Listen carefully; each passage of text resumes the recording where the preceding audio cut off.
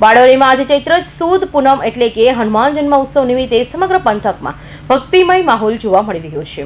બારડોલીના તલાવડી મેદાનમાં સ્થિત સુપ્રસિદ્ધ શ્રી રોકડિયા હનુમાનજી મંદિર ખાતે હનુમાન જન્મ ઉત્સવની ભવ્ય અને હર્ષોલ્લાસ સાથે ઉજવણી કરવામાં આવી હતી।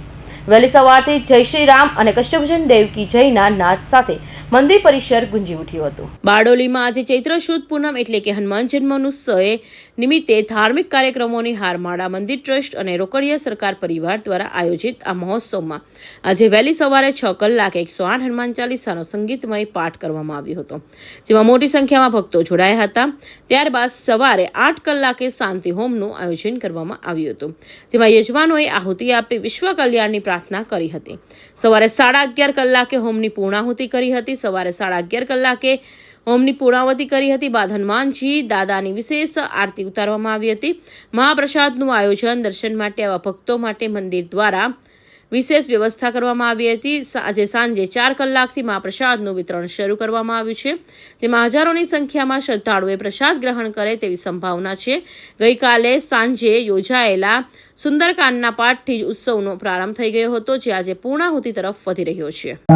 જય શ્રી રામ। સુરેશ પટેલ, શ્રી રોકડિયા હનુમાનજી મંદિર બારડોલીમાં આવેલ તલાવડી મેદાનની પાસે વર્ષો પૌરાણિક મંદિર છે હનુમાનજી મંદિર રોકડિયા સરકારનું।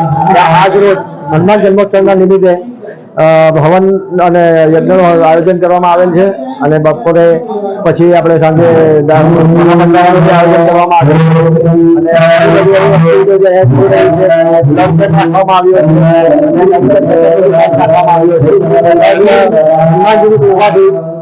આજ પતાંગણની અંદર ભગવાન શ્રી રામ સરકારનું યોગલ સરકારનું મંદિર બનાવવા જઈ રહ્યા છીએ।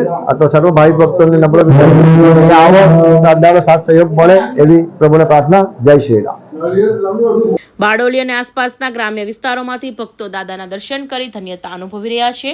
મંદિર પરિસરના ફૂલો અને રોશનથી શણગારવામાં આવ્યું છે, જે આકર્ષણનું કેન્દ્ર બન્યું છે। Suresh Rathod, Hind TV news, Bardoli.